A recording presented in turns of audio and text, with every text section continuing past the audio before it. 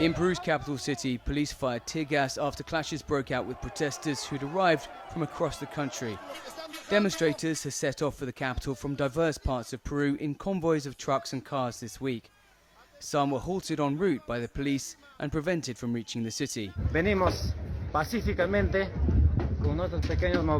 We came peacefully with our small vehicles, simply bringing our food, our clothes, to be able to get to Lima and at the same time protest peacefully against this government which is harming the country. They plan to take part in a big march calling for President Dina Boluarte to step down. At least 2 people were killed in clashes in the southern Puno region on Wednesday.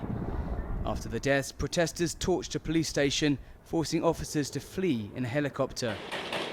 It's the same region that last week saw the deadliest violence since the unrest began in early December, when former President Pedro Castillo was ousted after he tried to dissolve Congress. The capital is bracing itself for further unrest as thousands of protesters have descended on Lima to demand the resignation of President Dina Boluarte amid growing outrage over more than 50 deaths in nearly 6 weeks of turmoil. President Boluarte has apologized for the deaths, but has said she will not resign. I